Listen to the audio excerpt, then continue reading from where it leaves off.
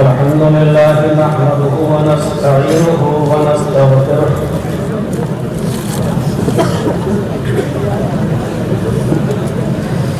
ونعوذ بالله من شرور أنفسنا ومن سيئات أعمالنا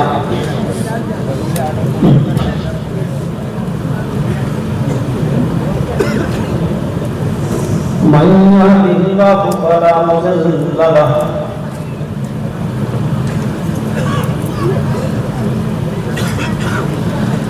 ومن يضلله فلا هادي له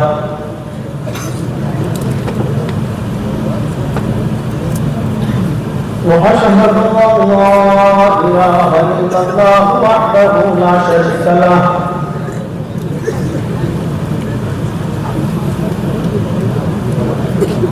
وأشهد أن محمدا عبده ورسوله أما بعد فإن خير الحديث كتاب الله وخير الهدي هدي محمد صلى الله عليه وسلم وشر الأمور محدثاتها وكل محدثة بدعة وكل بدعة ضلالة وكل ضلالة في النار. أعوذ بالله من الشيطان الرجيم. بسم الله الرحمن الرحيم. ألم نشرح لك صدرك ووضعنا عنك وزرك الذي أنقض ظهرك ورفعنا لك ذكرك.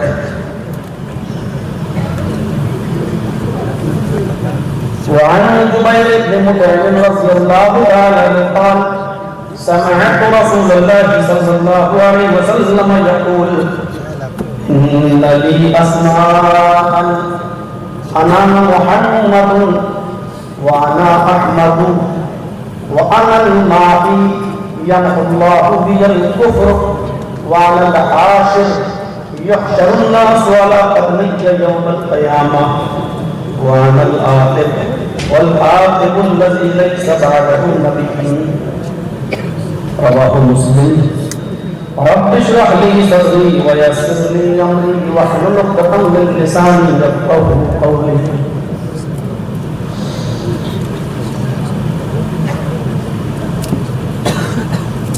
اس عظیم الشان اجلاس کے روح رواں اور قائد فضیلت الشیخ محمد جنید المکی حفظہ اللہ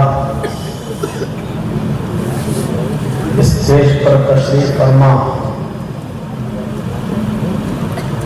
بین الاقوامی شخصیت دعوت و تبلیغ میں جنہوں نے اپنا ایک سکہ جمایا عرب و عجم کے اندر جن کے نام کی بھوتی بولتی ہے. میری مراد فضیلت الشیخ ڈاکٹر سید معراج ربانی حفظہ اللہ، میرے دوست جنہوں نے مجھے دعوت دی اور جب تک میں ٹرین میں بیٹھ نہیں گیا تب تک کانٹیکٹ کرتے رہے اور رابطہ کرتے رہے اور اس اجلاس کی نظامت بھی سنبھالے ہوئے ہیں. جناب عبداللہ سعود عثمانی صاحب، مولانا نثار صاحب اور اسٹیج پر بیٹھے ہوئے دیگر معزز معقر علماء کرام اور علاقے کے باوقار احباب بدرڈیہا ضلع بنارس اور اس کے قرب و جوار سے اطراف و اکناف سے تشریف لائے ہوئے معزز سامعین حضرات، پردہ نشین اسلامی خواتین، ماں و بہنوں، قوم و ملت کے لائق ور نوجوانوں،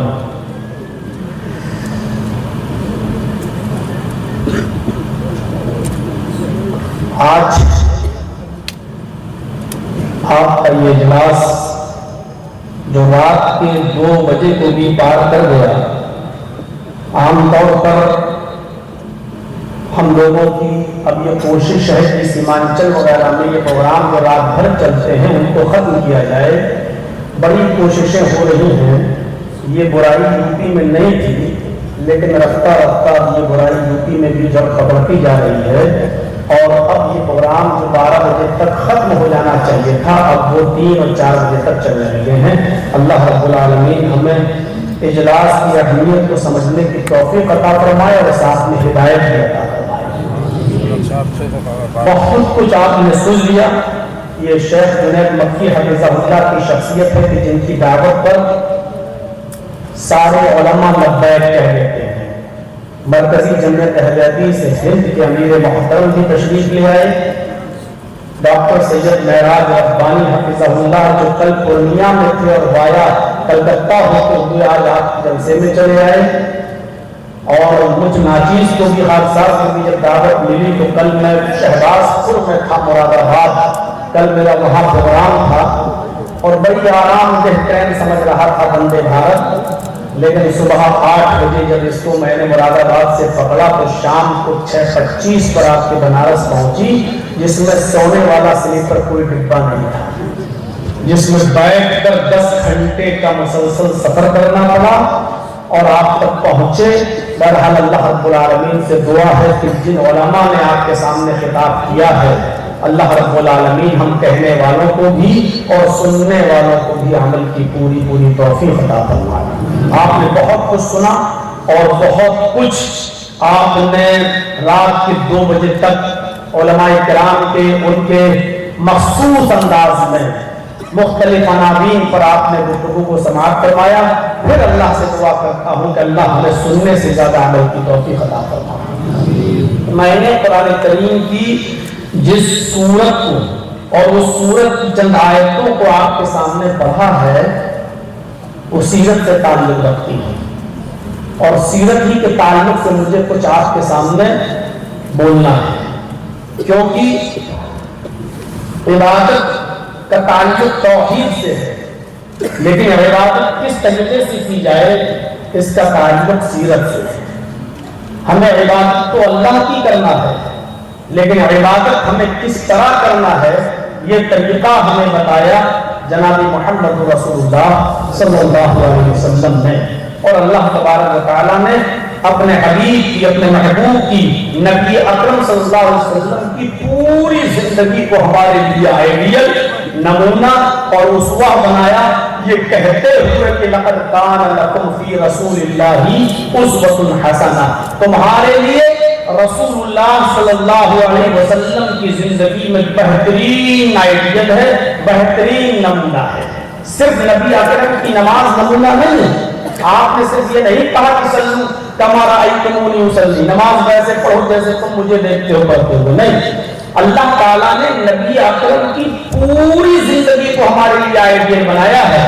آپ کا اٹھنا، آپ کا بیٹھنا، آپ کا لیٹنا، آپ کا سونا، آپ کا جاگنا، آپ کا چلنا اور پھرنا، آپ کا نکاح کرنا، اسی طریقے سے آپ کی عبادتیں، نماز پڑھنا، روزہ رکھنا، حج کرنا، زکات دینا، صدقہ، یہ تمام کی تمام چیزوں کو اللہ تبارک و تعالیٰ نے ہمارے لیے نمونہ بنایا ہے، ہمارے لیے آئیڈیل بنایا ہے، اور ان تمام چیزوں میں ہمیں جناب محمد رسول اللہ صلی اللہ علیہ وسلم کی سیرت طیبہ کو مضبوطی سے پکڑنے کی ضرورت ہے۔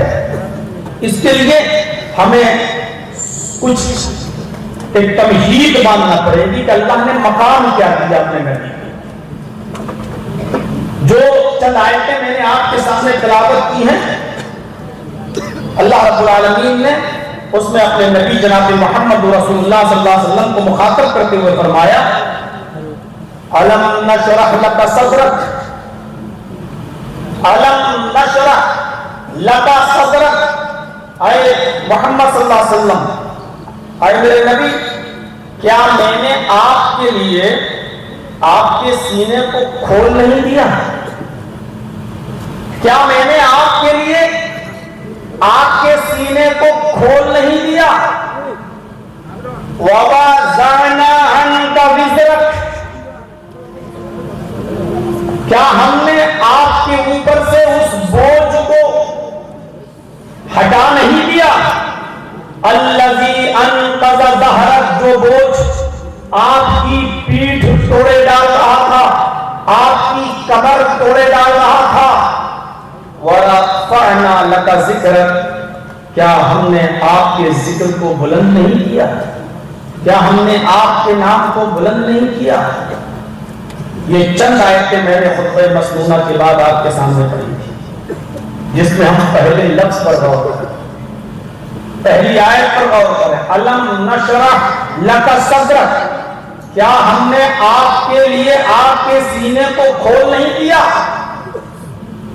بعض مفسرین قرآن کریم کی تفسیر کرتے وقت یہاں سینے کو کھولنے سے مراد اس واقعے کی طرف اشارہ کرتے ہیں جو نبی اکرم صلی اللہ علیہ وسلم کے ساتھ معتبر اور صحیح روایت کے مطابق، صحیح روایات کے مطابق 2 مرتبہ پیش آیا ہے۔ شق صدر کا معاملہ، آپ کے سینے کو چاک کرنے والا معاملہ، ایک بالکل بچپن میں پیش آیا نبی اکرم صلی اللہ علیہ وسلم کے ساتھ۔ جب آپ پیدا ہوئے اور آپ کی ماں آمینہ نے آپ کو قبیلہ بنو سعد کی ایک خاتون جس کا نام حلیمہ تھا جب اس کے سپرد کر دیا، اور اللہ کے نبی جب قبیلہ بنو سعد کے چلے گئے اور وہاں وہ رہنے لگے، اور جب آپ کی عمر تقریباً 4 سال کی ہوئی، 4 سال کی، اور زاد المعاد علامہ ابن قیم کے مطابق آپ کی عمر جب 6 سال کی ہوئی تو اس وقت آپ دائی حلیمہ کی بیٹی شیمہ کے ساتھ اور علاقے کے محلے کے کچھ لوگوں کے ساتھ جنگل میں بکریاں چرا رہے تھے، جنگل میں بکریاں چرا رہے تھے۔ اس موقع پر حضرت جبریل آئے اور 4 سال کی یا 6 سال کے اس بچے محمد ابن عبداللہ کے پاس بیٹھ گئے جنگل میں اور پوچھا کہ تمہارا نام کیا ہے؟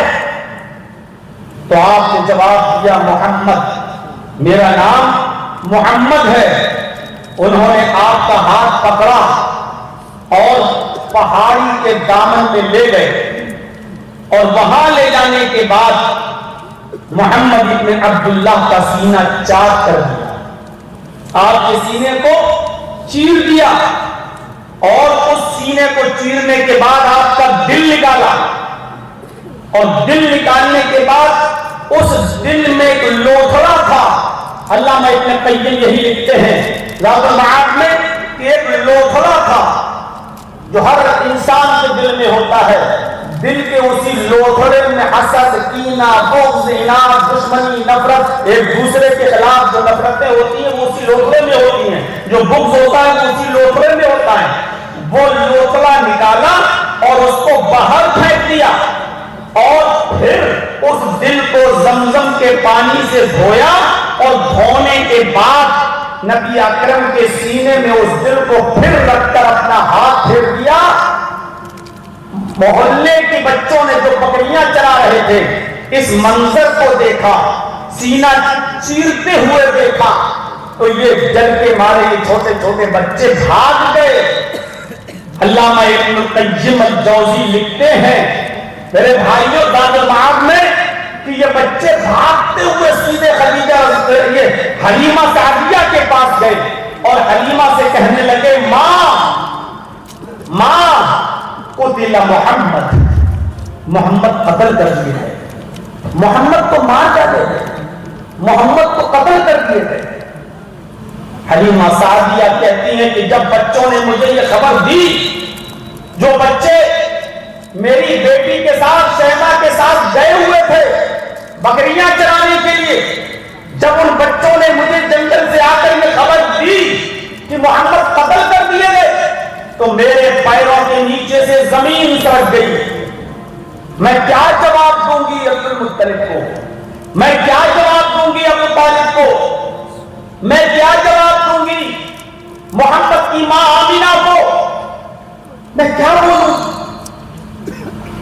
وہ اجلت میں اٹھی اور جلد بازی میں گھر سے نکلی اور اسی جنگل کی طرف بھاگنے لگی.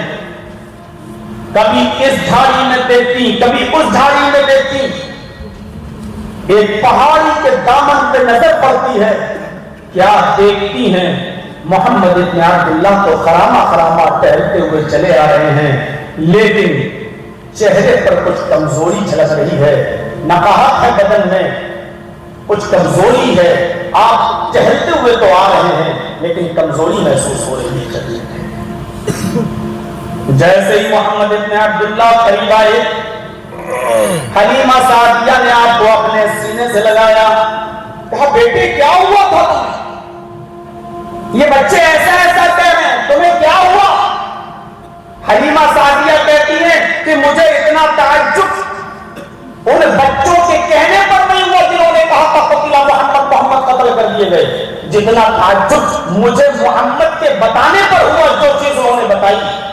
کہا ماں مجھے کچھ نہیں معلوم، میں صرف اتنا جانتا ہوں کہ کوئی شخص آیا، اس نے مجھ سے میرا نام پوچھا، میں نے بتایا محمد، وہ مجھے پہاڑ کے اس دامن میں لے آیا، اس نے میرے سینے کو چیرا.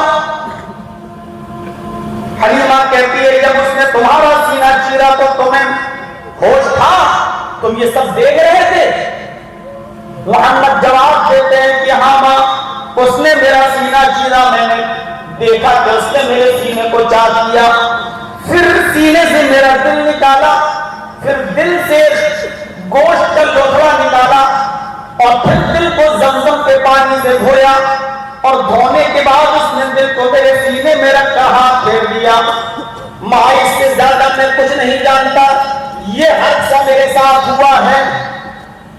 حلیمہ کہتی ہیں کہ اس حادثے کے بعد پھر میری ہمت جواب دے گئی، پتہ نہیں یہ کیا بتا رہا ہے، حقیقت میں کبھی کوئی اس کو ختم نہ کر دے. ویسے بھی نئے نئے مشاہدے دیکھنے کو ملتے ہیں اس کے ساتھ. کبھی گھر میں گھسنے سے پہلے بکری دودھ دینے لگتی ہے، کبھی کچھ ہونے لگتا ہے، کبھی کچھ ہونے لگتا ہے. حلیمہ سعدیہ کہتی ہیں کہ اس حادثے کے بعد پھر میں محمد کو ان کے گھر لے کر گئی اور آمینہ کے حوالے کر دیا اور کہا کہ تیرا یہ بیٹا نئی نئی چیزیں بتاتا رہتا ہے، مجھے خطرہ ہے کہ اس کو کچھ ہو نہ جائے، اس لیے میں تمہاری امانت کو تمہارے سپرد کرنے آئی ہوں، اب آپ اپنی امانت کو سنبھالیے. میرے پیارے ساتھیوں، اس واقعے شق صدر کی طرف اشارہ کیا ہے اللہ تبارک و تعالیٰ نے. أَلَمْ نَشْرَحْ لَكَ صَدْرَكَ، اے محمد صلی اللہ علیہ وسلم، کیا اللہ تعالیٰ نے آپ کے لیے آپ کے سینے کو کھول نہیں دیا؟ کیا آپ کے سینے کو کھول نہیں دیا؟ وَوَضَعْنَا عَنْكَ وِزْرَكَ، اور اس بوجھ کو جو نبوت سے پہلے آپ کو کھائے جا رہا تھا، یا شروع میں جو نبوت آپ کو ملی تھی اور آپ طرح طرح کی باتیں سوچ رہے تھے، آپ کے ذہنوں میں ہزاروں قسم کی الجھنیں ہو رہی تھی، اللہ رب العالمین نے آپ کے ان ٹینشنوں کو، آپ کے ان الجھنوں کو ختم کر دیا.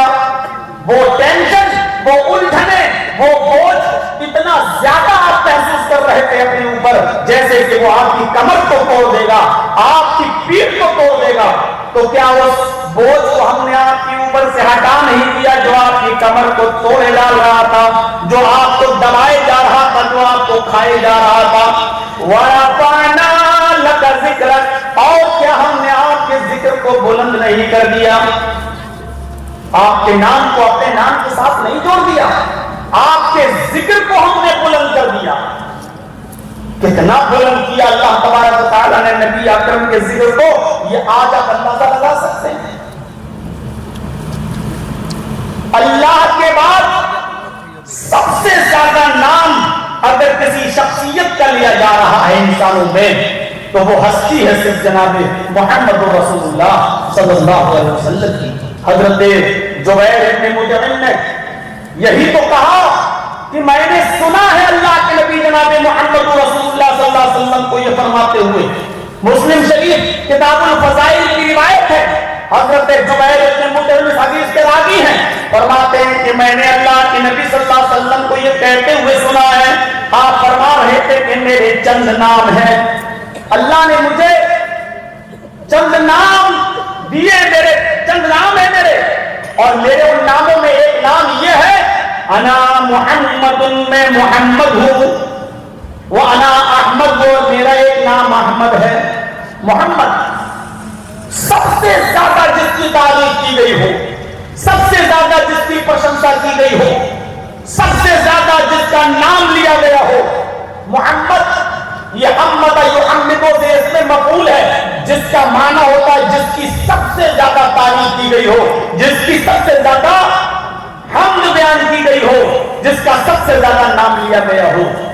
और आपने अपना दूसरा नाम बताया, वो अना अहमद, और मेरा दूसरा नाम अहमद है, यानी जिसने अल्लाह का सबसे ज्यादा नाम लिया हो।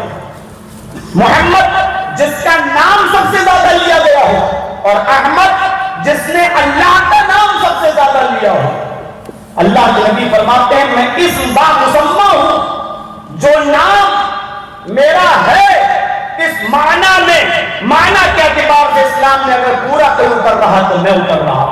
और तहय्युल की शाहराह पर सवार होकर थोड़ी देर के लिए सोचिए कि कितना नाम लिया जाता है मोहम्मद रसूलुल्लाह सल्लल्लाहु अलैहि वसल्लम का।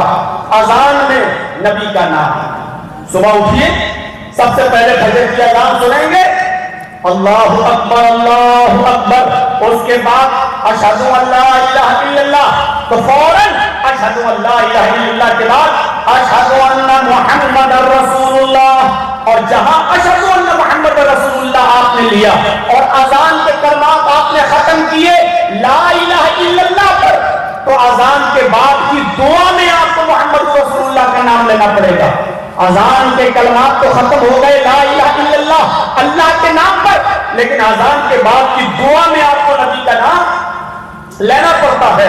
अल्लाहुम्मा रब्ब हाज़िहि दावति ताम्मा व सलातिल काइमा आति मुहम्मदनिल वसीला वल फजीला, आपको नबी का नाम लेना पड़ता है।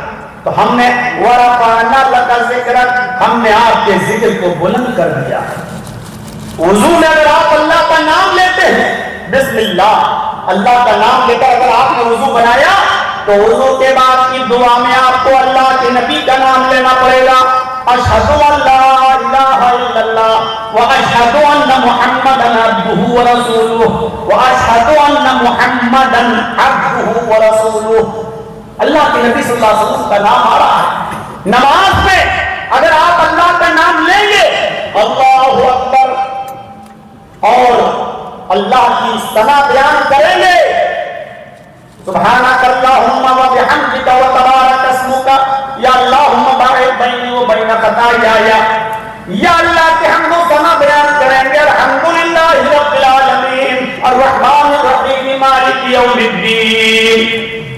तो आप नमाज खत्म करने से पहले और सलाम फेरने से पहले आपको मोहम्मद रसूलुल्लाह का नाम भी लेना पड़ेगा, और आपको कहना पड़ेगा अस्सलामु अलैका अय्युहन नबी व रहमतुल्लाहि व बरकातुहू, अस्सलामु अलैना व अला इबादिल्लाहि स्वालिहीन, अशहदु अल्ला इलाहा इल्लल्लाह व अशहदु अन्ना मुहम्मदन अब्दुहु व रसूलुहु।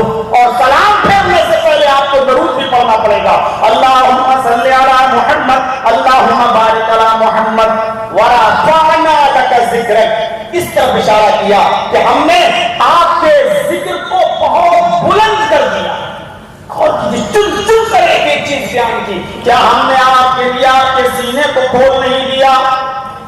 क्या हमने आपके ऊपर से उस बोझ को हटा नहीं दिया जो आपकी पीठ और आपकी कमर को डाल रहा था?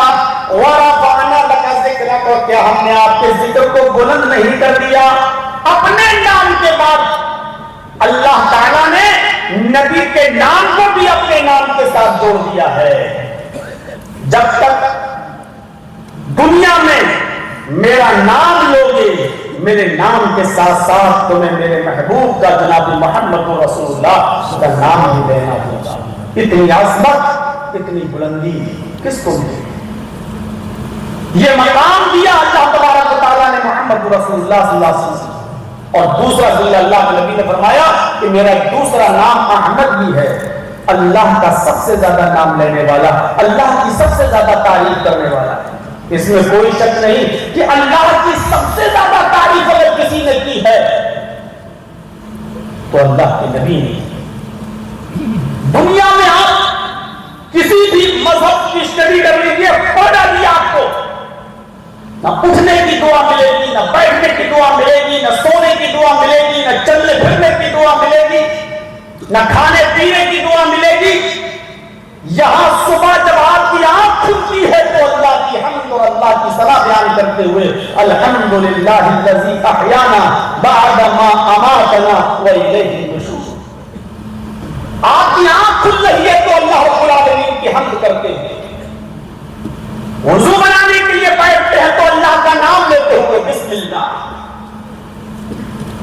گھر سے نکل رہے ہیں تو یہ دعا پڑھتے ہوئے بسم اللہ توکلت علی اللہ، مسجد میں داخل ہوتے ہیں تو اللہم افتح لی ابواب رحمتک، نماز کے لیے کھڑے ہوتے ہیں تو اللہ اکبر، اللہ کا نام، رکوع میں جاتے ہیں سبحانک اللہم ربنا وبحمدک اللہم اغفر لی، اللہ کا نام، رکوع سے اٹھتے ہیں سمع اللہ لمن حمدہ، اللہ کا نام، سجدے میں جاتے ہیں سبحانک اللہم ربنا وبحمدک اللہم اغفر لی، اللہ کا نام، دونوں سجدوں کے بیچ میں بیٹھتے ہیں تو رب اغفر لی اللہ کا نام، التحیات میں بیٹھتے ہیں تو التحیات للہ والصلوات والطیبات اللہ کا نام، نماز شروع کی تھی تو اللہ کا نام لے کر اور نماز ختم کر رہے ہیں، سلام پھیرتے ہیں تو اللہ کا نام لیتے ہوئے السلام علیکم ورحمۃ اللہ، نماز پڑھ کر فارغ ہوئے تب بھی اللہ کا نام، اللہ اکبر، استغفر اللہ اللہم انت السلام، مسجد سے نکل رہے ہیں تو اللہ کا نام، اللہم انی اسألک من فضلک، گھر میں داخل ہوتے ہیں السلام علیکم ورحمۃ اللہ، کھانا کھانے بیٹھتے ہیں تو بسم اللہ، کھانا کھا کے فارغ ہوتے ہیں تو الحمدللہ، اللہ کا نام، اوپر چڑھتے ہیں تو اللہ کا نام، نیچے اترتے ہیں تو اللہ کا نام، کپڑا پہنتے ہیں تو اللہ کا نام، یہاں تک کہ پیشاب اور پائخانے کی ضرورت کے لیے جاتے ہیں قضاء حاجت کے لیے تو ادھر بھی اللہ کا نام، اللہم انی اعوذ بک من الخبث والخبائث۔ میرے بھائیوں، چھینک آتی ہے تو الحمدللہ اللہ کا نام، اور سامنے والا اگر چھینک کر کہتے الحمدللہ تو آپ اس کے جواب میں بھی کہتے یرحمک اللہ، اللہ کا نام، تو اللہ کی حمد و ثنا منٹ سیکنڈ پر اگر کوئی کرتا ہوا نظر آتا ہے تو وہ ہستی ہے جناب محمد رسول اللہ کی۔ سو کر اٹھتے ہیں تو اللہ کی حمد و ثنا، اور جب بستر پر سارے کام کر کے سونے کے لیے وہ نبی جب جاتا ہے تو سوتے وقت یہ اللہ کا نام، اللہم باسمک اموت واحیا، اللہ کا نام لے کر اٹھے اور اللہ کا نام لے کر سونے کے لیے بستر پر چلے گئے۔ اللہ کی سب سے زیادہ حمد و ثنا، اللہ کی سب سے زیادہ تعریف کرتے ہوئے کوئی نبی کوئی ہے تو وہ ہستی ہے محمد رسول اللہ صلی اللہ علیہ وسلم۔ سچ کہا، انا محمد، میرا ایک نام محمد ہے، وانا احمد، میرا ایک نام احمد ہے۔ سب سے زیادہ انسانیت میں میری تعریف کی گئی ہے اور اللہ کی تعریف کرنے میں میں سب سے آگے ہوں، میں محمد بھی ہوں اور احمد بھی ہوں، لوگوں میں سب سے زیادہ نام میرا لیا گیا اور اللہ کا سب سے زیادہ نام میں نے لیا۔ اللہ کے نبی صلی اللہ علیہ وسلم فرماتے ہیں میرا ایک نام ہے ماہی، مٹانے والا، یمحو اللہ بی الکفر، اللہ ہمارے ذریعے کفر کو تو مٹاتا ہی ہے، ہمیں اس نے اس لیے پیدا کیا، اس لیے مبعوث فرمایا، اس لیے بھیجا تاکہ دنیا میں ہونے والے گناہوں سے میں لوگوں کو روک سکوں، لوگوں کو بچا سکوں، ان کو گناہ کرنے سے روک سکوں۔ یمحو اللہ بالکفر، اللہ میرے ذریعے کفر کو مٹاتا ہے، اور ماہی کا معنی گناہوں کو مٹانے والا، میرا ایک نام ماہی بھی ہے، گناہوں کو مٹانے والا۔ اس میں کوئی شک نہیں. نبی اکرم صلی اللہ علیہ وسلم جس دور میں تشریف لائے، جن حالات میں سعودی عرب کے اندر مکہ کی سرزمین پر آپ پیدا ہوئے، وہ حالات بڑے نابودہ تھے. وہ حالات ایسے تھے کہ جس کا تذکرہ جب کیا جاتا ہے اور زمانے جاہلیت کے کارناموں کا جب ذکر کیا جاتا ہے تو آپ تصور کریں گے کتنے چیلنجز تھے محمد رسول اللہ کے سامنے، کتنی برائیاں تھی محمد رسول اللہ صلی اللہ علیہ وسلم کے سامنے، کتنی خرافاتیں تھی نبی اکرم صلی اللہ علیہ وسلم کے سامنے. کبھی آپ نے ان چیزوں پر غور کیا؟ آج ہزاروں مدرسے ہیں. سیمانچل میں چلے جاؤ، ایک ایک گاؤں میں 4 4 5 5 مدرسے چلتے ہیں. کٹیہار، کشن گنج، ارریہ پر چلے جائیے آپ بہار میں، ایک ایک گاؤں میں کتنے مدرسے. علماء کی تعداد، میں ایک موقع پر ایک مسجد میں جمعہ پڑھا رہا تھا، ایک گاؤں میں خطبہ دیا میں نے جمعے کا. جمعے کے خطبے کے بعد جب کھانا کھانے بیٹھا تو لوگوں نے بتایا، جرجی صاحب آپ کو معلوم ہے کہ میرے گاؤں میں کتنے علماء ہیں؟ میں نے کہا مجھے کیا معلوم ہے؟ کہا کہ میرے گاؤں میں 52 مولانا ہیں. 52 ایک گاؤں میں 52 مولانا، اور آج سارے مولانا اس گاؤں میں موجود تھے، آپ کا خطبہ سن رہے تھے. اتنے مولوی ایک ایک گاؤں میں، اتنے مدرسے، لیکن آج ایک رسم ختم نہیں ہو پائی، ایک خرافات ختم نہیں کر پا رہے ہیں جہیز کی لانت.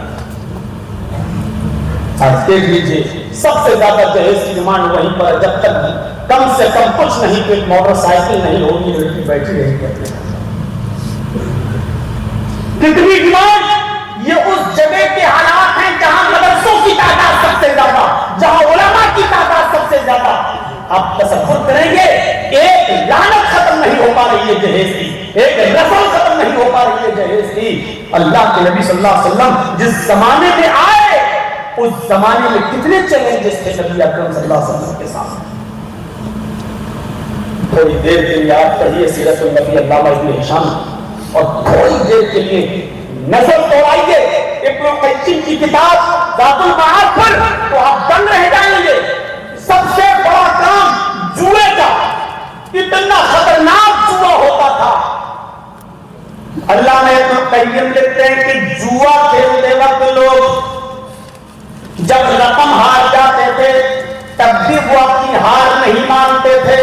نہیں ابھی نہیں ہارا ہوں میں، ابھی کیسے ہار گیا، ابھی میرے پاس بہت کچھ ہے لگانے کے لیے، ابھی بہت کچھ ہے لگانے کے لیے. اپنا مکان جوئے میں لگا دیا کرتے تھے، اپنا مکان جوئے میں لگا دیا کرتے تھے. اور جب مکان کی ہار جاتے تھے تب بھی کہتے تھے رکو ابھی میں ہارا نہیں ہوں، ابھی میرے پاس اور بھی کچھ ہے لگانے کے لیے. کچھ نہیں ہے پھر بھی لگانے کے لیے اور ہے. کیا لگا دیتے تھے؟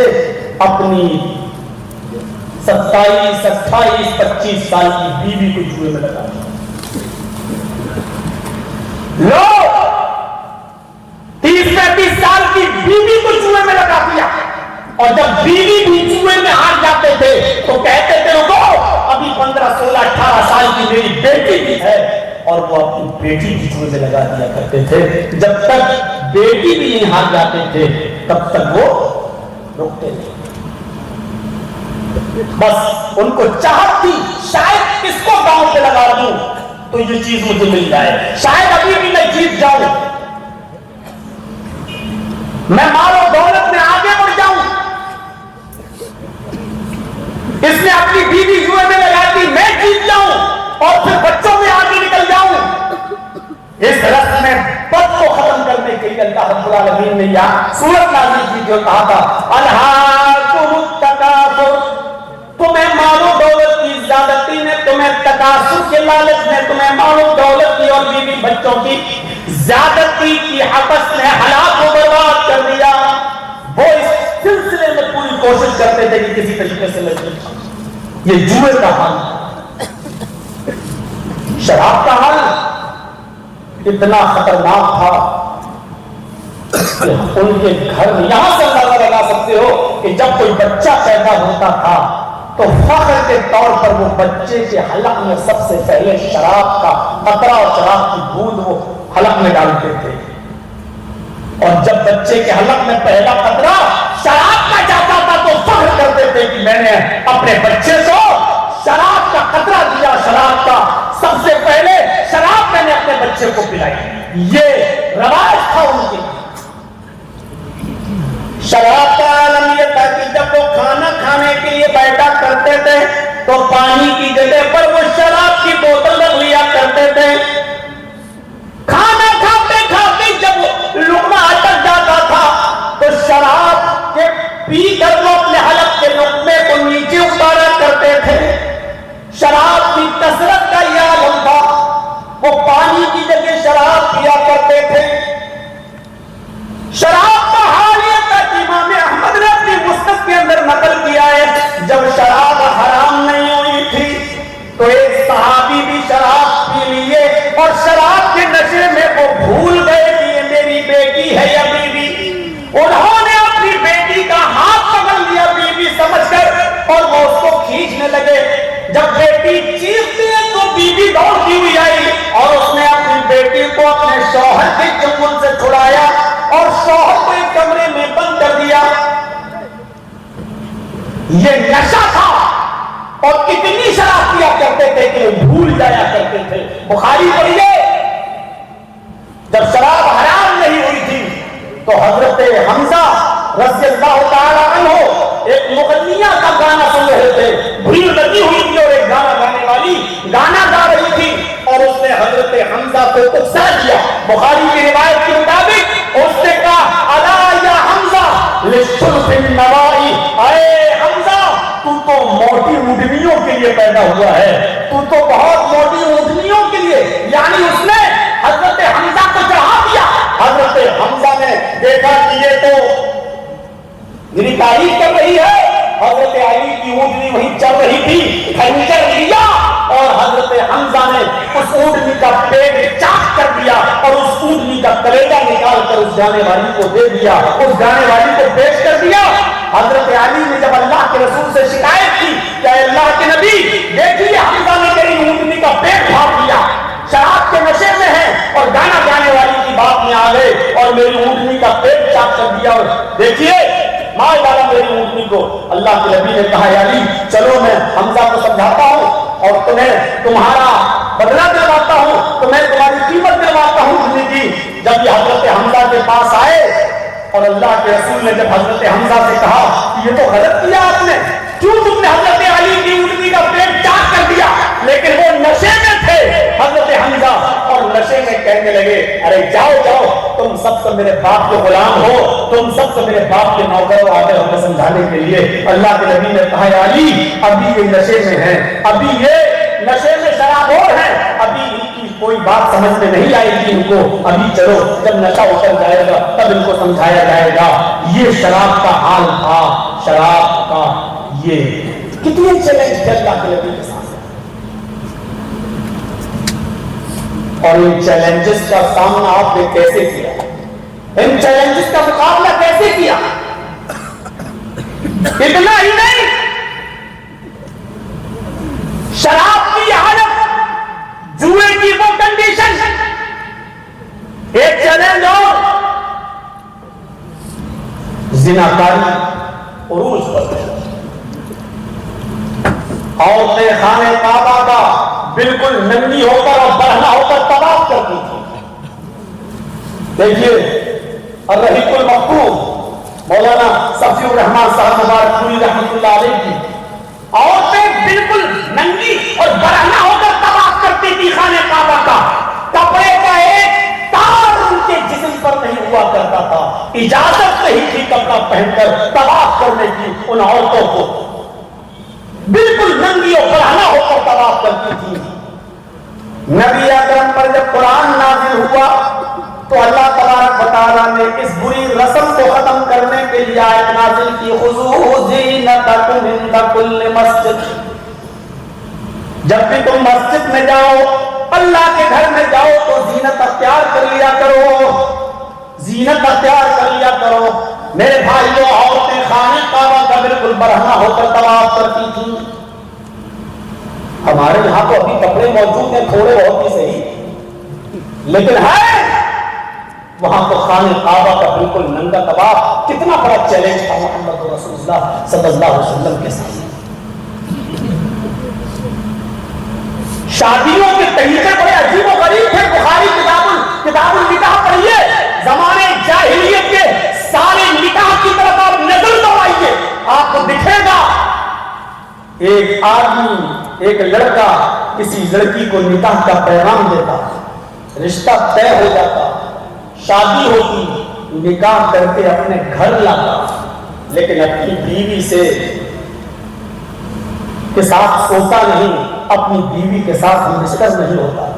निकाह करके लाया बीवी मेरी, लेकिन वो उसके साथ ताल्लुक कायम नहीं करता था। बुखारी किताबुल निकाह, ज़माने जाहिलियत के निकाह की तरफ नजर डालें।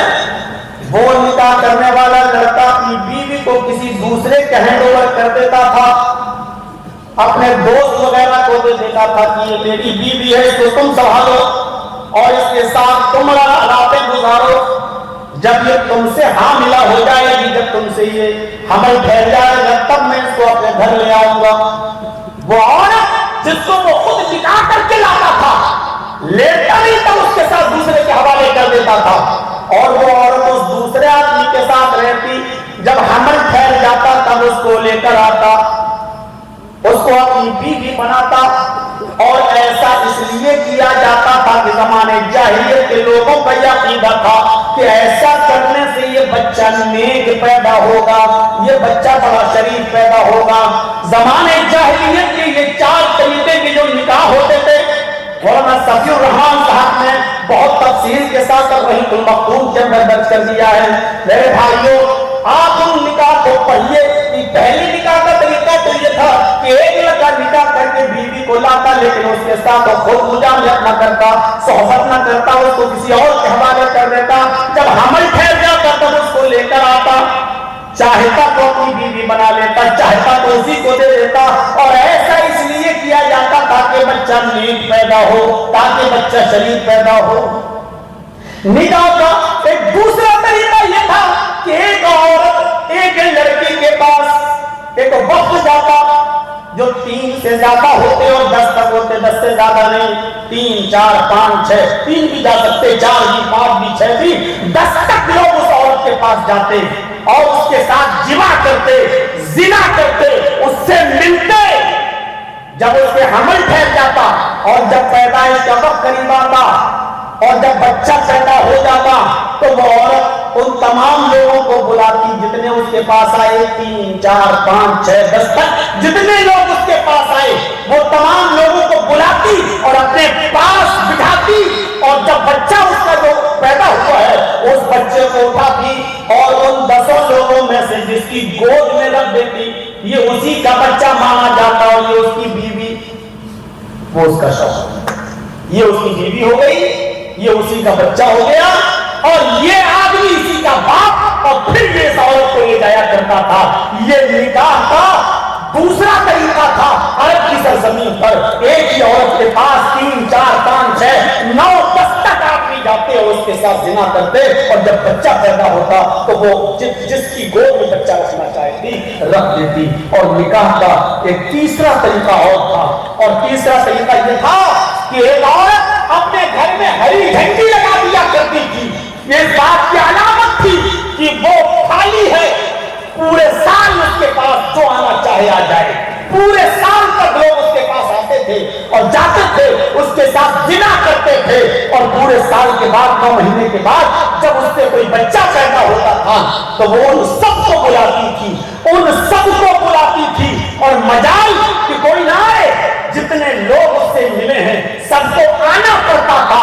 सारे के सारे लोग उस औरत के बुलाने पर आते, लेकिन ये औरत उन लोगों में से जिसकी गोद में बच्चा रखना चाहे रख दे, ऐसा नहीं होता था। बल्कि खाने काबा से कयाफा शनास को बुलाया जाता। कयाफा शनास वो शक्ल देखता, जैसे 100 آدمی ہو گئے, 150 آدمی ہو گئے, اتنے لوگ اس عورت کے پاس آئے پورے سال.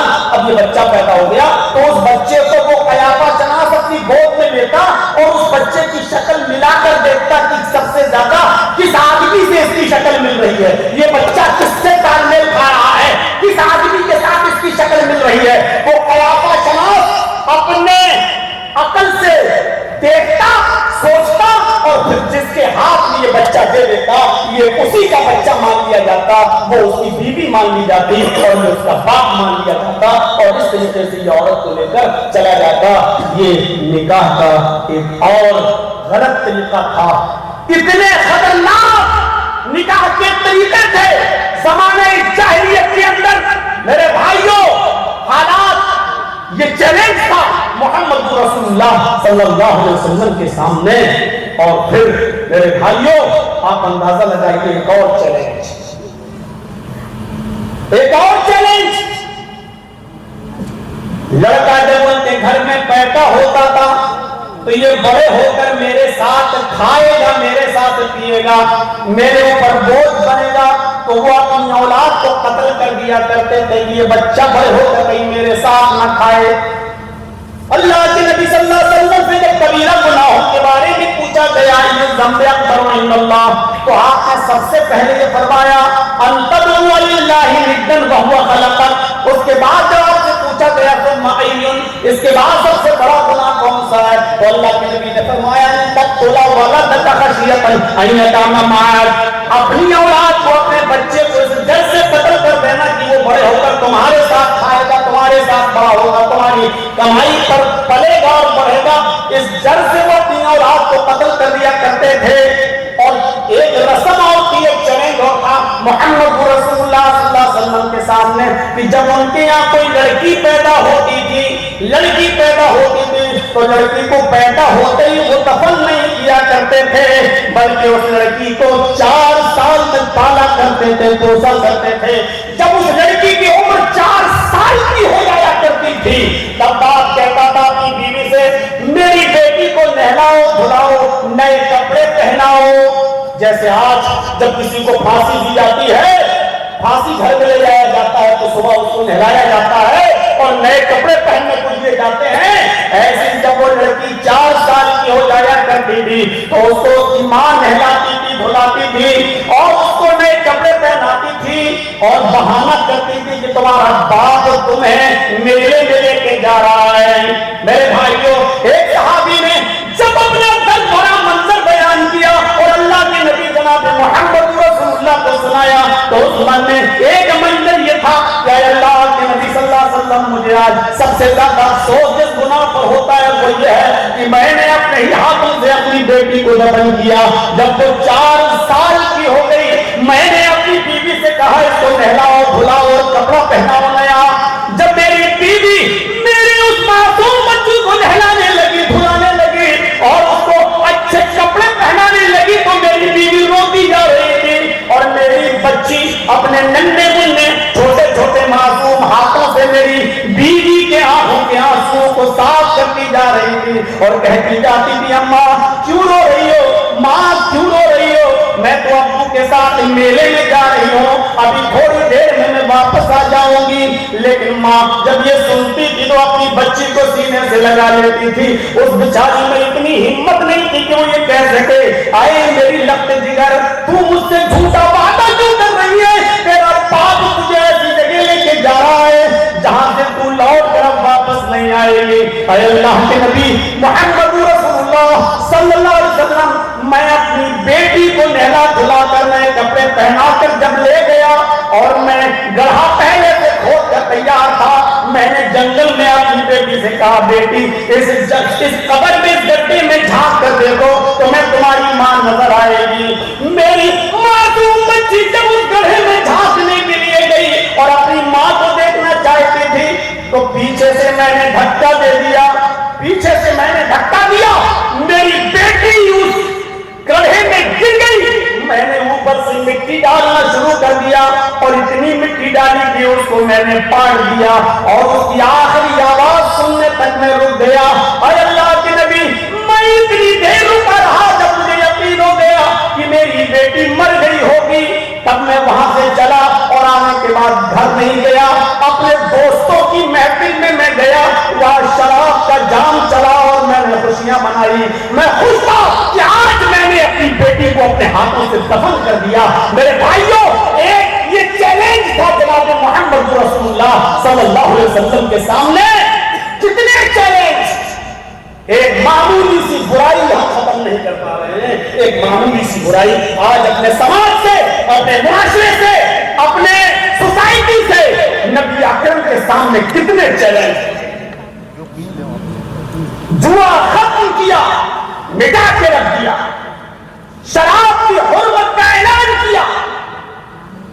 انما الخمر والمیسر والانصاب والازلام رجس من عمل الشیطان فاجتنبوه لعلکم تفلحون. قرآن کی آیت جیسے ہی نازل ہوتی ہے, میرے پیارے ساتھیوں, مدینے کے اندر سڑکوں کے اوپر شراب بہنے لگی. انسائکلوپیڈیا برٹانیکا کا کرسچن رائٹر اپنی کتاب کے اندر لکھتا ہے, اتنی جلدی کسی کی آواز پر لبیک نہیں کہا گیا, اتنی جلدی کسی کی آواز پر لبیک نہیں کہا گیا جتنی محمد رسول اللہ صلی اللہ علیہ وسلم کی آواز پر لبیک کہا گیا. اور جبکہ حالات ایسے تھے کہ ایک انصاری نے حضرت علی کی اور حضرت عبد الرحمن ابن عوف کی دعوت کی حرمت شراب سے پہلے. ایک انصاری نے جب دعوت کی تو کھانا کھانے کے بعد شراب کا دور چلا, اور شراب جب پی تو نماز کا ٹائم ہو گیا, اور جب نماز کا وقت ہوا تو جو صحابی نماز پڑھا رہے تھے وہ شراب کے نشے میں قرآن کی آیت کی طرف پڑھنے لگے, اور انہوں نے قرآن کی آیت پڑھی, قل یا ایھا الکافرون, ہے کیا, لا اعبد ما تعبدون. وہ پڑھنے لگے, قل یا ایھا الکافرون نحن نعبد ما تعبدون. اے محمد صلی اللہ علیہ وسلم کہہ دو کہ اے کافروں, ہے کیا, لا اعبد ما تعبدون, میں ان کی عبادت نہیں کرتا جن کی تم عبادت کرتے ہو. لیکن یہ صحابی کیا پڑھنے لگے, نحن نعبد ما تعبدون, ہم بھی انہی معبودوں کی عبادت کرتے ہیں جن کی تم کرتے ہو. قرآن کی آیت جب بگاڑ دی اور پڑھنے لگے تب یہ آیت نازل ہوئی, یا ایھا الذین آمنوا لا تقربوا الصلاۃ وانتم سکارى, ایمان والو تم نماز کے قریب مت جاؤ جب تم نشے میں ہوا کرو. جب تم شراب پی لیا کرو اور نشے میں ہوا کرو تو تم نماز کے قریب مت جاؤ. اور پھر حتمی طور پر جب حرمت کا اعلان ہو گیا, جب انصاری اور مہاجر آپس میں لڑنے لگے, میں تم سے افضل, میں تم سے افضل, میں تم سے اونچا, میں تم سے اونچا. انصاری کہنے لگے, واہ تم بھوکے اور ننگے ہمارے پاس آئے, کھانے کو ہم نے دیا, رہنے کو ہم نے دیا, ہم تم سے افضل. مہاجر کہنے لگے, محمد رسول اللہ ہماری قوم میں پیدا ہوئے, ہم تم سے افضل. اللہ کے نبی صلی اللہ علیہ وسلم انہی تمام خرافاتوں کو تو ختم کرنے آئے تھے. جب ایک دوسرے کے مقابلے میں تلواریں نکالنے لگا کہ میں تم سے افضل, میں تم سے افضل, تب حتمی طور پر قرآن کی حرمت کا اعلان ہوتا ہے اور یہ آیت نازل ہوتی ہے, یا ایھا الذین آمنوا انما الخمر والمیسر والانصاب والازلام رجس من عمل الشیطان.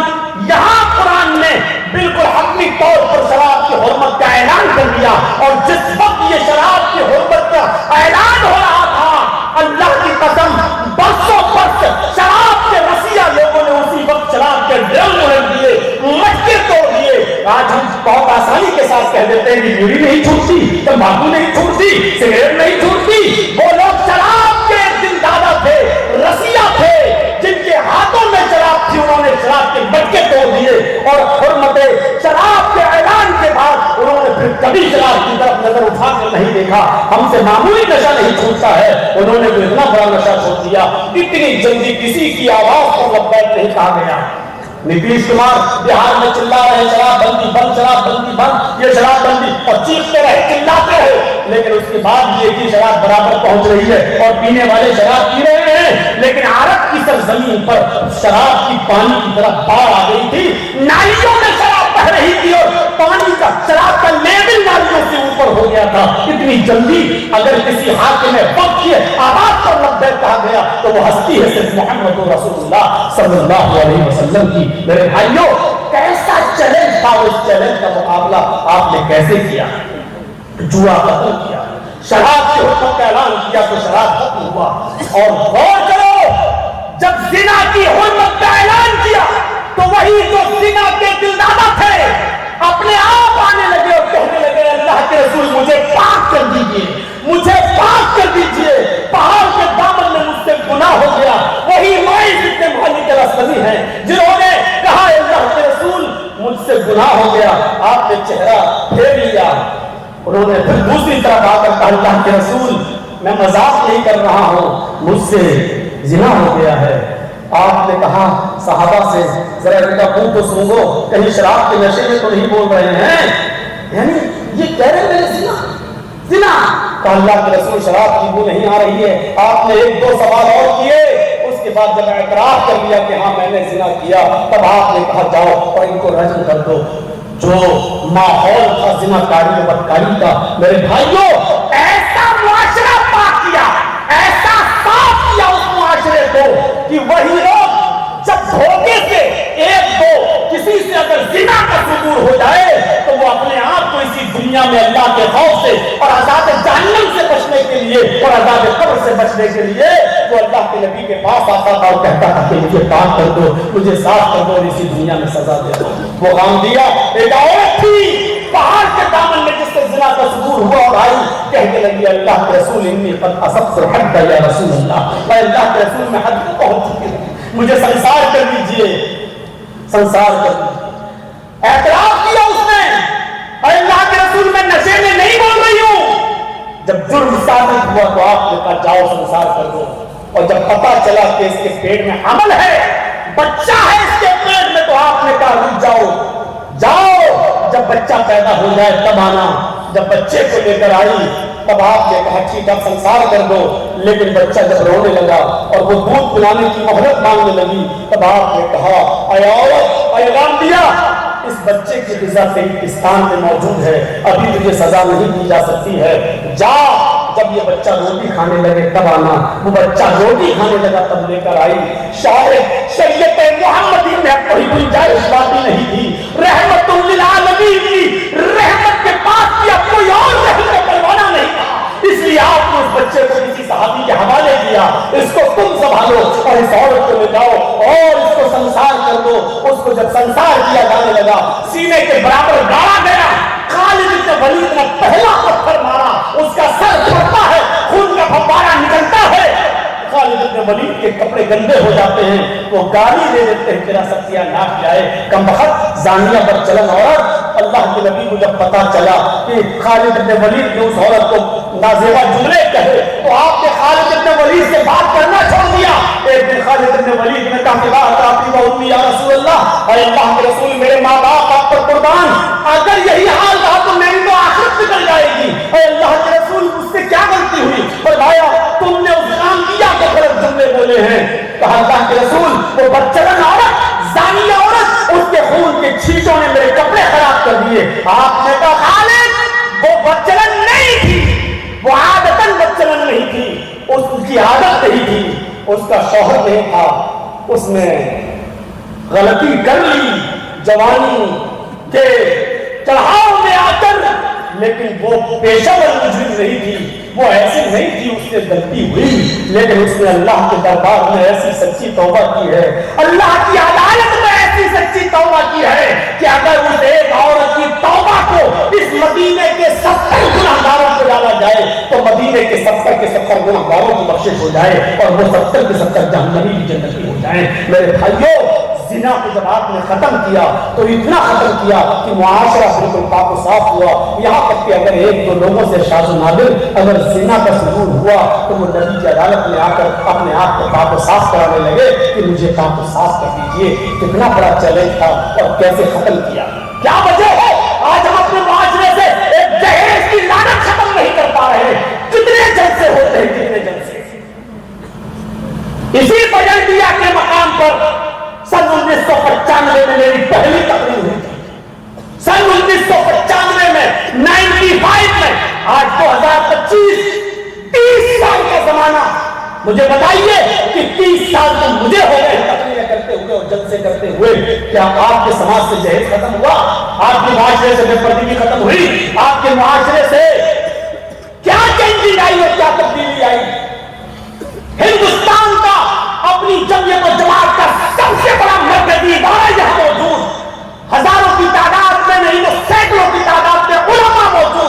لیکن اپنے معاشرے اور اپنے سماج سے ایک برائی ہم ختم نہیں کر پا رہے ہیں. اتنے مدرسے اتنے علماء ہوتے ہوئے ہم اندازہ لگائیں کہ محمد رسول اللہ نے اکیلے اپنے دم اور اپنے بلبوتے پر کتنے چیلنجز کا سامنا کیا ہے اور کیا مقابلہ کیا ہے, اور جس برائی کو مٹایا تو ایسے مٹایا, حالانکہ کفر کو بھی مٹایا, اور کفر کو جب مٹایا ان گناہوں کے ساتھ ساتھ تو ایسا مٹایا کہ جب آپ نے مکہ فتح کیا اور 10,000 صحابہ کے ساتھ جب فاتحانہ مکے کے اندر اللہ کے نبی کا داخلہ ہوا تو حضرت اہل خانہ کعبہ میں گھس گئے. حضرت علی نے اپنے کاندھے پر ہاتھ کو سوار کیا اور اللہ کے نبی کے کاندھے پر اللہ کے رسول سوار ہو کر ایک چھڑی لے کے کھڑے ہو گئے, اور آپ ایک ایک بت کو گراتے جاتے تھے خانہ کعبہ سے, ایک ایک بت کو لاٹھی ماری زمین پہ گرتا تھا اور چکنا چور ہو جاتا تھا, اور کہتے جاتے تھے ایک ایک بت کو گراتے جاتے اور کہتے جاتے جاء الحق وزهق الباطل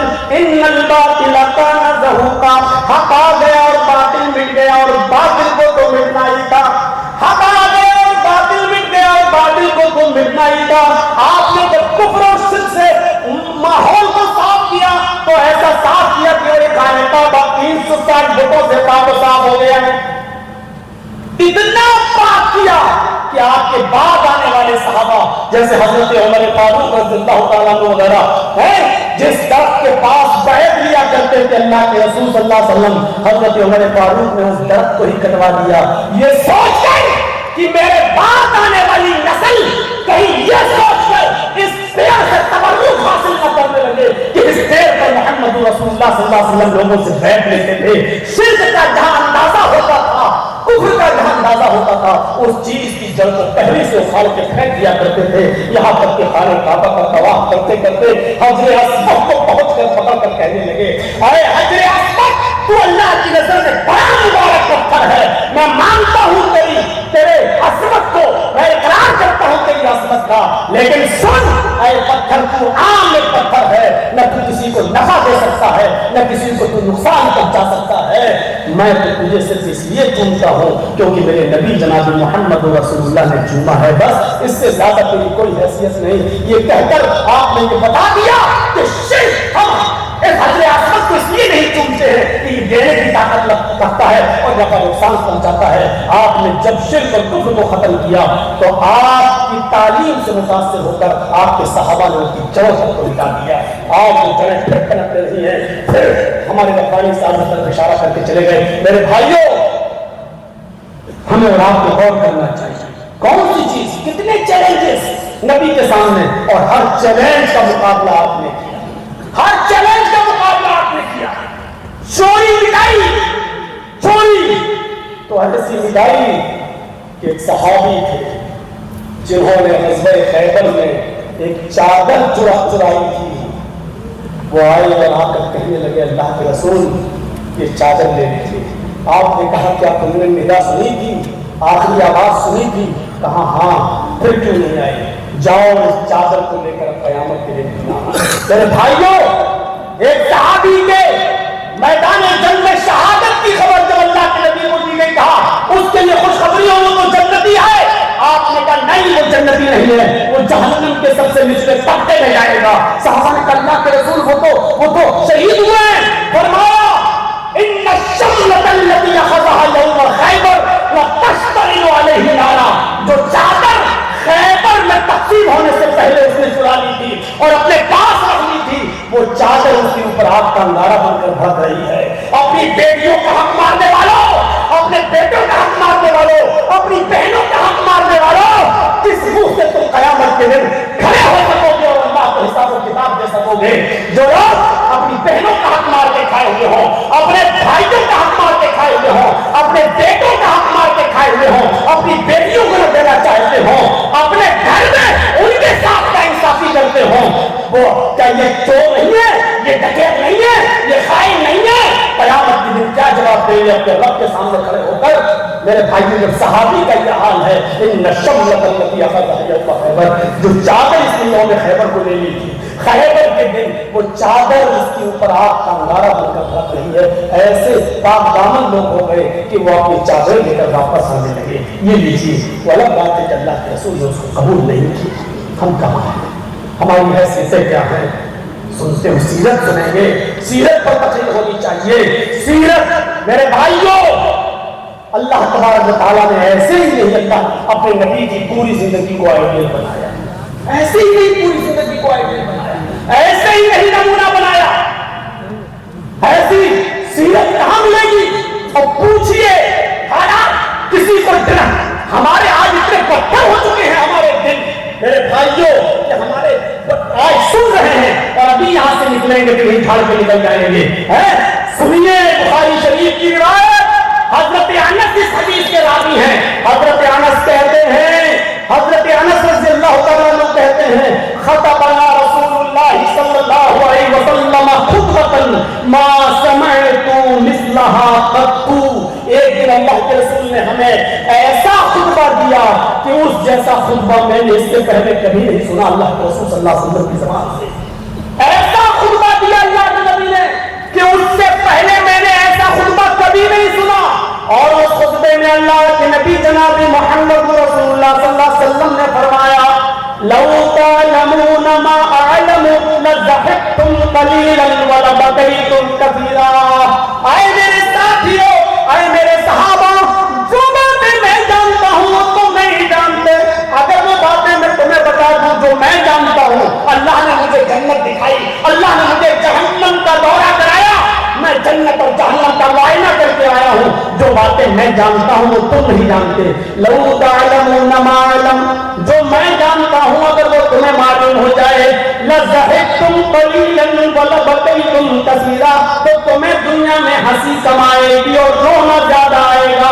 تم دنیا میں ہنسنا بھول جاؤ گے اور روتے روتے اپنی زندگی ختم کر لو گے، روتے روتے اپنی زندگی ختم کر لو گے، یعنی رو گے زیادہ.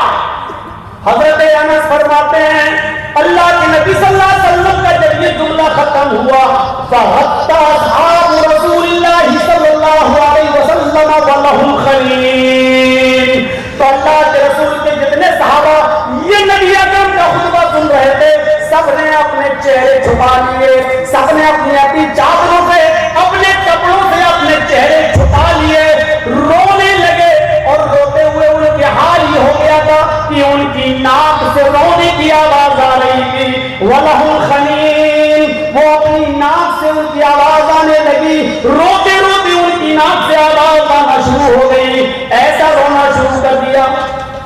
آج جلسوں میں اگر مولوی ہوئے تو کہتے ہیں بڑا بہتیا ہے، اور پبلک رونے لگے تو کہتے ہیں کہ دیکھو آج 900 چوہے کھا کے نکلی چلی حج.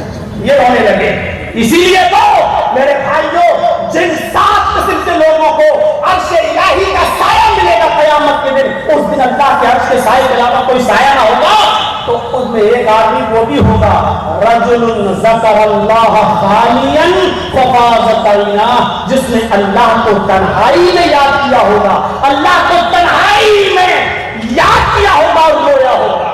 جلسوں میں رونا تو بہت آسان ہے، مسجدوں میں سب کے سامنے رمضان کے مہینے میں خوب رونا اور دلانا بہت آسان ہے، لیکن اکیلے میں آنسو نکلنا بڑا مشکل کام ہے. اور اگر تنہائی میں اللہ کے خوف سے آنسو نکل آئے تو سمجھو کہ آپ کی نجات ہو گئی میرے بھائیوں، کیونکہ تنہائی میں جو روتا ہے وہ حقیقت میں اللہ کے ڈر سے اور اللہ کے خوف سے روتا ہے. جب آپ کا باپ بھی نہ دیکھ رہا ہو، جب آپ کی ماں بھی نہ دیکھ رہی ہو، جب آپ کی بیوی بھی نہ دیکھ رہی ہو، جب پوری دنیا سے آپ غافل ہو، اکیلے ہو، رات کی تنہائی ہو، وضو بنا کر 2 4 6 جتنی رکعتیں اللہ آپ کو توفیق دے میسر ہو پڑھیے، اور اس کے بعد میں آپ مانگیے، روئیے، اپنے گناہوں کی سیاہی کو اپنے آنکھوں کے آنسوؤں سے دھوئیے، اور پھر دیکھیے اللہ کی کیسی رحمتیں ہمارے اور آپ کے اوپر نازل ہوتی ہیں. اس وقت جو آنسو نکلیں گے میرے بھائیوں وہ اللہ کے خوف سے آنسو نکلیں گے، اللہ کے خوف سے آنسو نکلیں گے.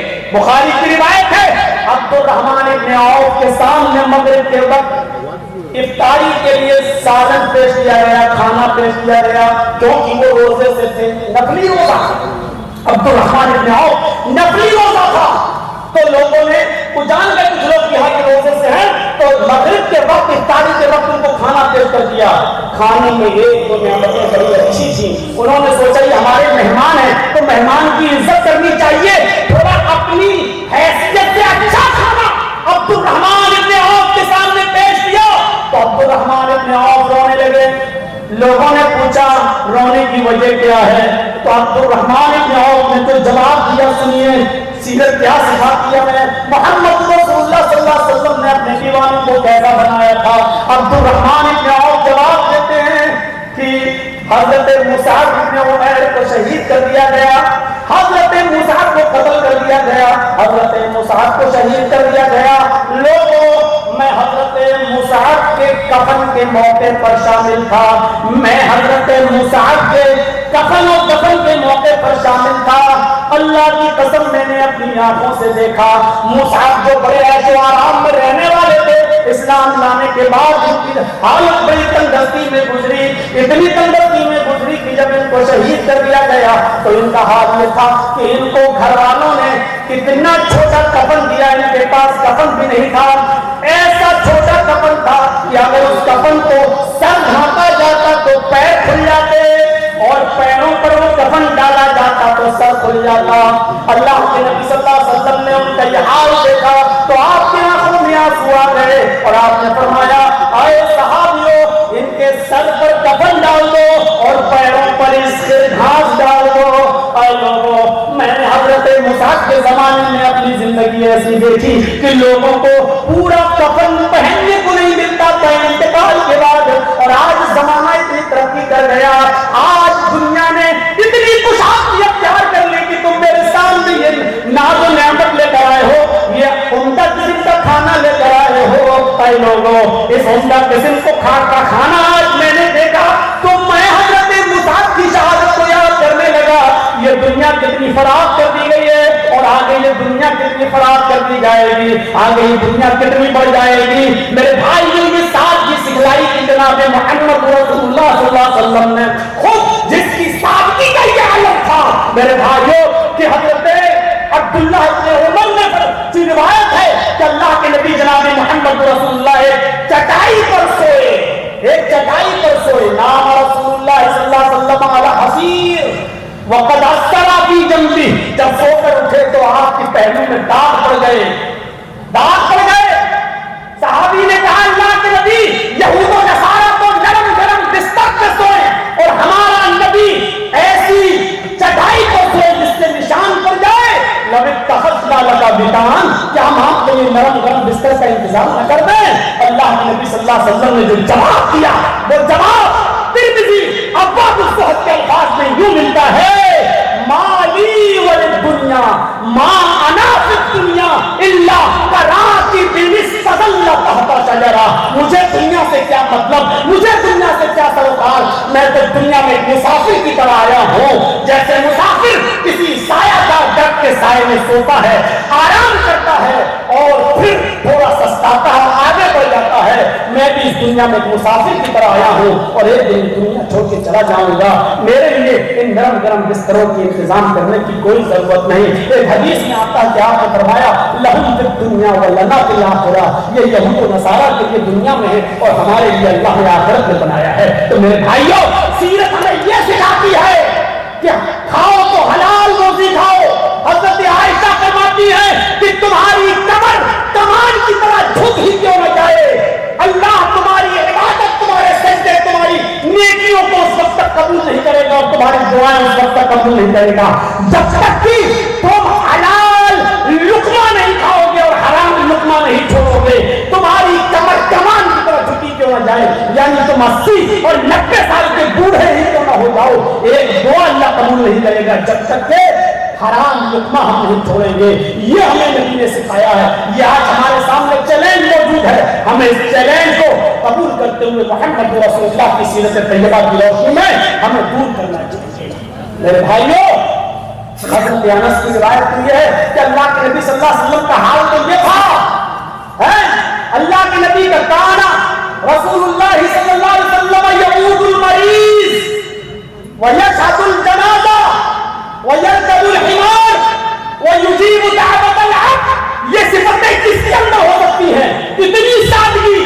کان رسول اللہ صلی اللہ علیہ وسلم یعود المریض، آپ ہر مریض کی عیادت کرنے جاتے، یہ نہیں دیکھتے کہ وہ امیر ہے یا غریب۔ ہمارے یہاں تو امیر جب کوئی بیمار ہو جائے تو دیکھیے لوگ، اور غریبوں کو کوئی نہیں پوچھتا۔ اللہ کے نبی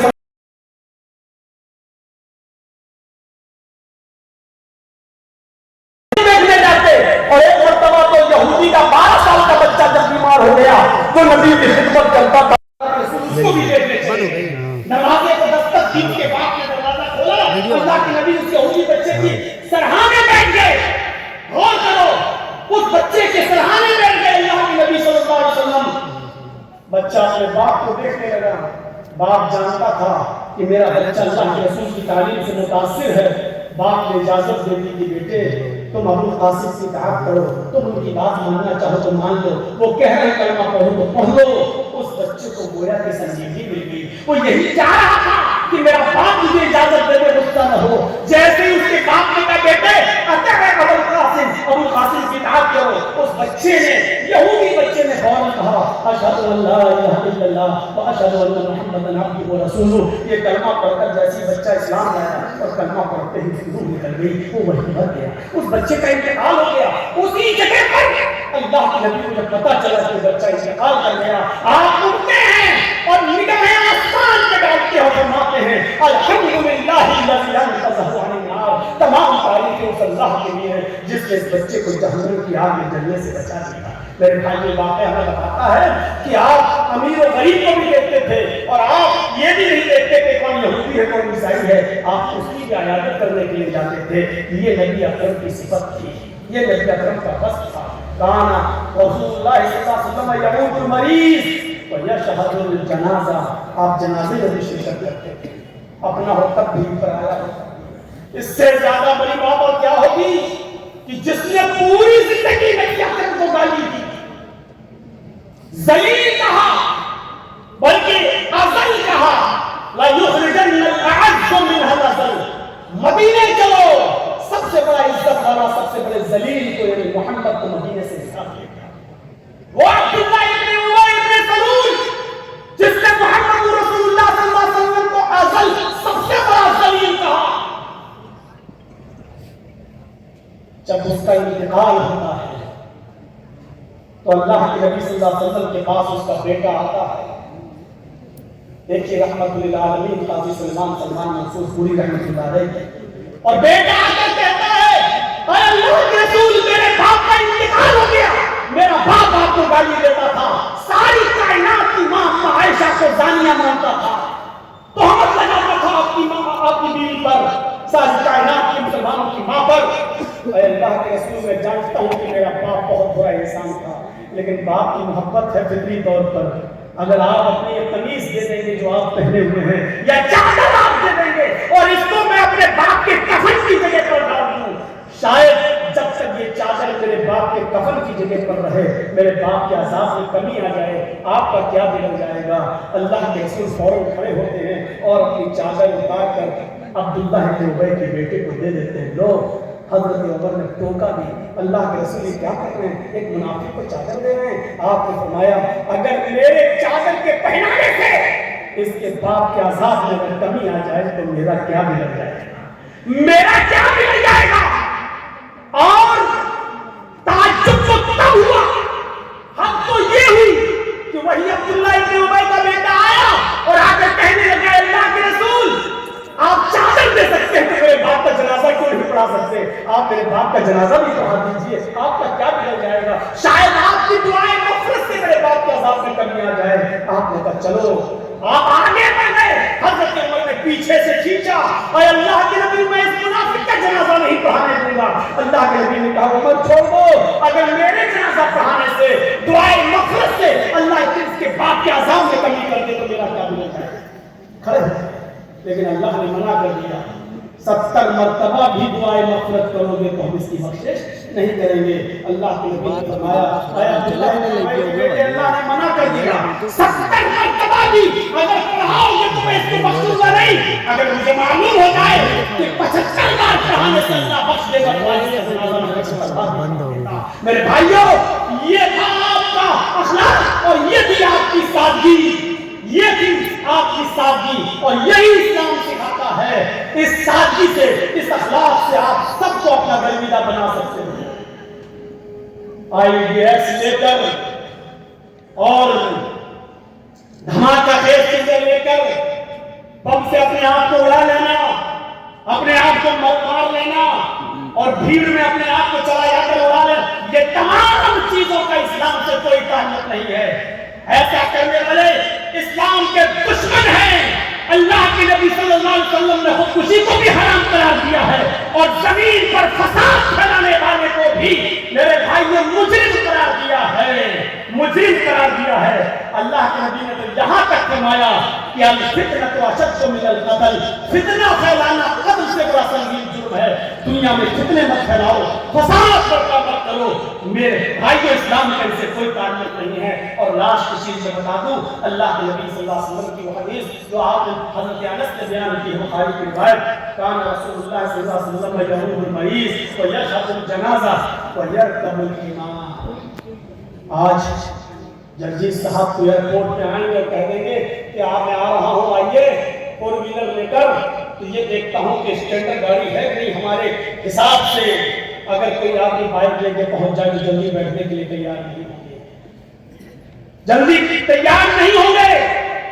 یہ برائی علماء نے بھی آ چکی ہے. محمد رسول اللہ صلی اللہ علیہ وسلم نے جہاں براق پر سفر کیا, وہ براق جس کی نگاہ, جس کا پہلا قدم جہاں تک نبی اکرم کی نگاہ جاتی تھی وہاں تک اس کا پہلا قدم ہوتا تھا, اس براق پر بھی بیٹھے. لیکن حضرت انس فرماتے ہیں جنت جہنم کا سیر کرنے کے بعد بھی جب دنیا میں آئے تو ایسا نہیں کیا کہ اب تو میں براق پہ بیٹھ چکا ہوں, اب ہم گدھے پر نہیں بیٹھیں گے. آپ کی سادگی کا عالم یہ تھا کہ ویرکب الحمار, آپ گدھے پر بھی بیٹھ جایا کرتے تھے اور گدھے کی سواری بھی کر لیا کرتے تھے. فارچونر والا جلدی الٹو میں نہیں بیٹھے, اور جس کے پاس فور ویلر ہو جائے تو جلدی موٹر سائیکل نہیں چلائے گا. اس کی شان کے خلاف ہے. بڑے باپ کی اولاد ہیں, بڑے باپ کی اولاد, یہ بڑے باپ کی اولاد جس کو موٹر سائیکل کی بیوی کو سسر نے انجن دے کر بھگائی سمجھ کے دیا, یہ بیچارہ فخر کر رہا ہے کہ میں بڑے باپ کی اولاد ہوں جو اپنے سسر کے حرام کے مال پر بیٹھ کر حکومت کرتا ہو. اور یہ بیچارہ فخر کر رہا ہے. کڑوے الفاظ ہیں, لیکن کیا کروں, بیماری بھی تو کینسر کی ہے, تو کیا کیا جائے. وَيَرْكَبُ الْحِمَارَ, اللہ کے رسول گدھے کی سواری بھی کر لیا کرتے تھے. یہ نہیں کہتے تھے کہ ہم تو براق پہ بیٹھ چکے ہیں, اب ہم گدھے پہ بیٹھیں گے. وَيُجِيبُ دَعْوَةَ الْعَبْدِ. جرجیت صاحب اتنے بڑے بڑے مولویوں کے ساتھ کھائیں گے کھانا, اب ہم اپنے ڈرائیور کے ساتھ نہیں کھا سکتے. اب وہ دیکھ طور پہ لے کے ادھر جا کے کھاؤ, تم ہمارے ساتھ نہیں کھا سکتے. محمد رسول اللہ کی اخلاق, یہ تھا آپ کا فاضلانہ اخلاق کریمہ. وَيُجِيبُ دَعْوَةَ الْعَبْدِ, اگر آپ کا غلام بھی آپ کی دعوت کرتا تو آپ خوشی خوشی اپنے غلام کی دعوت کو بھی قبول فرماتے اور اس کے گھر بھی جاتے, کھانا کھاتے, اور میرے بھائیوں آپ اس کو دعائیں بھی دیتے, آپ اپنے غلام کی دعوت بھی قبول کر لیتے. یہ سیرت طیبہ کا وہ پہلو ہے میرے بھائیوں کہ ہمیں بہت کچھ سکھاتا ہے. سیرت طیبہ کا پہلو. اب 2:03:40 ہو چکا ہے, ہمت جواب دے چکی ہے, پیر پھیلانے کو ملا نہیں, سفر بھی لمبا ہو گیا. میرے بھائی کو پھر سے بھاگنا ہے, پھر میرا اپائنٹمنٹ ہے. ہمارے بھائی آ رہے ہیں لکھنؤ میں, ان کی بیوی کو مجھے دکھانا ہے, چھوٹے بھائی کی بیوی کو لکھنؤ میں اپائنٹمنٹ لیا ہوا ہے. اب مجھے جانا بھی ہے, نکلنا بھی ہے. ہم اللہ سے دعا کرتے ہیں کہ الہ العالمین سیرت طیبہ پر ہمیں چلنے کی توفیق عطا فرمائے. جو چیلنجز محمد رسول اللہ نے قبول کر کے ان کو سامنا کیا اور دکھایا, ہمیں بھی اپنے سماج میں ہونے والے چیلنجز کا سامنا کرنے کی توفیق عطا فرما. اور اے اللہ ہمارے سماج سے برائیوں کو دور کرنے کے لیے توفیق عطا فرما. ہمیں جب تک زندہ اسلام میں زندہ رہنا, اور جب ہمارا خاتمہ ہو تو ہمارا ایمان کا خاتمہ ہو. وما علینا الا البلاغ.